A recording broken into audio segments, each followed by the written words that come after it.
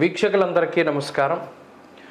July నెలలో కన్యారాశి వారికి ఏ విధమైనటువంటి ఫలితాలు కలగబోతూ ఉన్నాయో మనం ఈ కార్యక్రమం ద్వారా తెలుసుకునేటువంటి ప్రయత్నం చేద్దాం.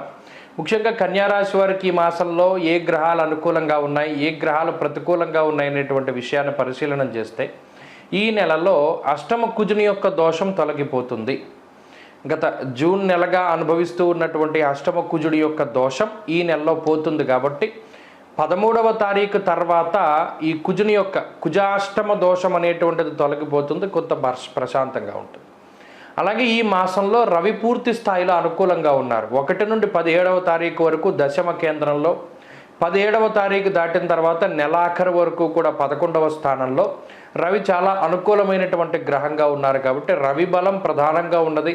దోషభూయిష్టమైనటువంటి ఫలితాలు ఇచ్చేటువంటి కుజుడు ఆ దోష స్థానాన్ని వదిలిపెట్టి వెళ్ళబోతూ ఉన్నారు. శనేశ్వరుడు పూర్తి స్థాయిలో అనుకూలంగా ఉన్నారు. గురుగ్రహం పూర్తి స్థాయిలో అనుకూలంగా ఉన్నారు. అలాగే బుధ శుక్రులు కూడా అనుకూలంగా ఉన్నారు. అంటే అనుకూలించేటువంటి గ్రహాల యొక్క సంఖ్య పెరిగింది గత నెలతో పోల్చుకుంటే. ప్రతికూలించేటువంటి గ్రహాల యొక్క సంఖ్య తగ్గింది. కాబట్టి కన్యారాశి వారికి జూలై నెల చాలా మంచి ఫలితాలే సంప్రాప్తమవుతూ ఉన్నాయి. ముఖ్యంగా ఈ గ్రహస్థితి ఆర్థికంగా మనం చూసుకున్నట్టయితే ఆర్థికపరమైనటువంటి విషయాల్లో చాలా ఎదుగుదల గోచరిస్తూ ఉన్నది. అయితే డబ్బు పెరుగుతుంది, అంటే ఆదాయ మార్గాలు పెరుగుతాయి. సంపాదించేటువంటి ఆ ధనం, ఆ రాబడి అనేటువంటిది చాలా ఎక్కువగా ఉంటుంది. గతంలో మీకు ధనాన్ని ఇవ్వవలసినటువంటి వారు సకాలంలో చెల్లించడము, అలాగే గతంలో మీరు పెట్టుబడి పెట్టిన తాలూకు ఫలితం చక్కగా మీకు మంచి ఫలితం సంప్రాప్తమై ఆ ధనం మీకు చేతికి రావడం, లేదా ఖర్చులు తగ్గుతూ ఉండడం, లేదా భూమి మీద పెట్టినటువంటిది లేదా గతంలో పెట్టినటువంటి ఇన్వెస్ట్మెంట్ తాలూకు రిటర్న్స్ అవి తిరిగి మీ దగ్గరికి రావడం, ఇవన్నీ కూడా మీ ధనాగమనాన్ని పెంచేటువంటి పరిస్థితులు. అలాగే కొంత ఆకస్మిక ధన లాభం, ఉద్యోగంలో ఏదైనా జీతం పెరగడం, లేదా వ్యాపార పరంగా కొంత అధికమైన లాభం రావడం, ఇలా పరిస్థితులు ఏవైనా సరే అల్టిమేట్గా మీకు వచ్చేటువంటి సంపాదన అనేటువంటిది ఈ నెలలో పెరుగుతుంది. అలాగే ఖర్చులు తగ్గుతాయి. అష్టమ కుజుడు దోషం పోయింది కాబట్టి ఇక అప్పు చేసేటువంటి పరిస్థితులు ఉండవు. ఏదైనా ఒక కార్యక్రమం తలపెట్టి సరే మనం దీనికి అప్పు చేయాలరా అనేటువంటి ఆలోచన ఉన్నటువంటి కన్యారాశి వారు ఏం చేస్తారంటే చివరిలో ఈ నెలలో అప్పు చేయవలసినటువంటి అవసరం లేకుండానే ఆ ఫంక్షనో ఆ కార్యక్రమమో ఇదేనైనా సరే చక్కగా వారు నిర్వర్తించగలుగుతారు. ఇది ఆర్థికంగా ఉండేటువంటి పరిస్థితులు. ఆరోగ్యపరమైనటువంటి పరిస్థితుల్లో కూడా ఎదుగుదల కనబడుతూ ఉన్నది. ఎందుకంటే అష్టమ కుజుని యొక్క దోషం ఎప్పుడైతే పోతుందో ఆకస్మికంగా వచ్చేటువంటి ప్రమాదాలు కానివ్వండి, అంటే వాహనాల వల్ల, విద్యుత్ వల్ల, అగ్ని వల్ల, పదునైనటువంటి వస్తువులు లేదా పనిముట్ల వల్ల వచ్చేటువంటి బాధ, ఈ అనారోగ్య సమస్యలు, ప్రమాదాలు, యాక్సిడెంట్లు ఇవన్నీ కూడా ఆకస్మికంగా వస్తాయి కుజుడు అష్టమంలో ఉంటే. గత నెల రోజులుగా దాన్ని అనుభవిస్తూ ఉన్నారు. కాబట్టి 13వ తారీఖు దాటాక దాని యొక్క ప్రభావం తగ్గిపోతుంది. కాబట్టి ఆరోగ్య పరిస్థితి కూడా కొంత మెరుగైనటువంటి స్థితిలో ఉండడానికి అవకాశాలు ఉన్నాయి. ఇక మూడవది కుటుంబపరమైనటువంటి విషయాలు. కుటుంబ సభ్యుల యొక్క ప్రవర్తన మీకు ఆనందాన్ని కలగజేస్తుంది. తోబుట్టువులు కానీ, లేదా తల్లిదండ్రులు కానీ, లేదా జీవిత భాగస్వామి కానీ, లేదా సంతానం కానీ, లేదా మరి ఏ ఇతరత్ర బంధువులు, మిత్రులు, ఈ రిలేషన్లు ఉన్నాయో వారందరూ కూడా మీకు చక్కగా సఖ్యతతోటి ఆనందదాయకమైనటువంటి వాతావరణాన్ని మీకు ఉంచగలుగుతారు. 10 మందితోటి కూడా చక్కగా కలవగలుగుతారు, బంధుమిత్రులను కలుసుకోగలుగుతారు. ఇలా కుటుంబ నేపథ్యము, కుటుంబ పరిస్థితులు ఇవన్నీ కూడా కన్యారాశి వారికి చాలా అనుకూలంగా ఉన్నాయి ఈ నెలలో. అలాగే విద్యార్థులకు ఉండేటువంటి పరిస్థితులు కూడా చాలా అనుకూలంగా ఉన్నాయి. చదువుకునేటువంటి వాళ్ళకి, దూరత్ర వెళ్ళి చదువుకున్నటువంటి వాళ్ళకి, ఇప్పుడు విదేశాల్లో చదువుకుంటూ ఉండేటువంటి వారికి, వీరందరికీ కూడా చదువురులకి ఇది చాలా మంచి గ్రహస్థితి. అలాగే ఉద్యోగ వ్యాపారాలు చేసేటువంటి వారు కూడా చక్కగా లాభపడతారు. ప్రత్యేకించి ఉద్యోగంలో ప్రమోషన్లు, వ్యాపార లాభము, లేదా ఏదైనా ఎవరైనా ఆన్సైట్ వెళ్ళాలి, వేరే దేశం వెళ్ళి ఉద్యోగం చేయాలి అనుకునేటువంటి వారికి ఉద్యోగం లభించడం, అలాగే ఇప్పుడు ఉద్యోగం లేక బాధపడుతూ ఉండేటువంటి వారికి ఆకస్మికంగా ఉద్యోగాన్ని వదిలిపెట్టవలసి వచ్చినా, మిమ్మల్ని ఉద్యోగంలోంచి ఎవరైనా తొలగించినా వారికి ఉద్యోగం రావడానికి కూడా ఈ నెల అత్యద్భుతమైనటువంటి నెలగా మనం చెప్పవచ్చును. స్త్రీలకి కూడా ఇవే మంచి ఫలితాల అన్వయం కానున్నాయి.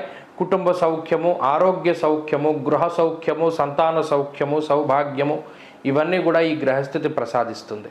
కాబట్టి ఈ నెలలో కన్యారాశి వారు చాలా ఉత్సాహంగా ఉంటారు. మంచి తీర్థయాత్రలు, విహారయాత్రలు చేయగలుగుతారు. ఆనందదాయకమైనటువంటి సమయాన్ని గడపగలుగుతారు. వీరు మరింత అనుకూలమైనటువంటి ఫలితాలను సాధించడానికై దుర్గాదేవి యొక్క ఆరాధన, త్రిపుర సుందరి యొక్క ఆరాధన, లలితాదేవి యొక్క ఆరాధన, అమ్మవారి యొక్క ఆరాధన ఎక్కువగా చేస్తూ ఉండండి. ముఖ్యంగా ప్రతిరోజు దేవీ ఖడ్గమాలా స్తోత్రాన్ని పారాయణ చేస్తూ ఉండండి. మంచి ఫలితాలు సంప్రాప్తమవుతాయి. ఓం శ్రీమాత్రే నమః. వీక్షకులందరికీ నమస్కారం. వారాహి అమ్మవారు అంటే ఎవరు, ఎలా ఆవిర్భవించారు? మనందరికీ వారాహి అమ్మవారు అంటే ఆమె రూపము, ముఖము, వర్చస్సు, అలాగే అమ్మవారు చేత్తో పట్టుకునేటువంటి ఆయుధాలు, హలము, నాగలి, ఇటువంటివన్నీ మనకి కనబడుతూ ఉంటాయి. అయితే చాలామందికి తెలియనటువంటి ఒక విషయం ఏమిటి అంటే, లలితా సహస్రనామం ఎవరైనా చదువుతూ ఉంటే వాళ్ళకి తెలుస్తూ ఉంటుంది. మనం సాధారణంగా శంకర భగవత్పాదులు కానీ లేదా మరి ఏ ఇతరత్ర భగవత్ స్వరూపులైనా సరే ఒక దేవతని స్తుతించేటప్పుడు ఆపాద మస్తకం స్తుతిస్తారు. అంటే పాదాల దగ్గర నుండి తలకాయ వరకు కూడా వారి యొక్క ఆ స్తుతి, అంటే వారి యొక్క స్థితి ఏ విధంగా ఉన్నది, వారు ఇన్ని హస్తాలు కలిగి ఉన్నారు, లేదా వారు ఈ రకంగా ఉన్నారు, ఆ రకంగా ఉన్నారని కింద నుండి పైకి వర్ణన ఉంటుంది. కానీ లలితా సహస్రనామంలో అలా ఉండదు వర్ణన. అమ్మవారి నామాలు గనక చూస్తే శ్రీమాత, శ్రీ మహారాజ్ఞి, శ్రీమత్ సింహాసనేశ్వరి, చిదగ్నికుండ సంభూత, దేవకార్య సముద్యత, ఉద్యద్భాను సహస్రాభ, చతుర్బాహు సమన్విత, అంటే కిరీటం దగ్గర నుండి కనబడుతున్నాయి మనకి వర్ణన. అంటే అక్కడ మీరు గమనించవలసిన విషయం ఏంటి అంటే, చిదగ్నికుండ సంభూత, అగ్ని. చిదగ్ని అంటే ఏంటంటే సచ్చిదానంద స్వరూపమైనటువంటి పరమాత్మ యొక్క తేజస్సు ఏదైతే ఉన్నదో అది చిదగ్ని. ఆ అగ్నిగుండం అంటే పరమాత్మ యొక్క తేజస్సు.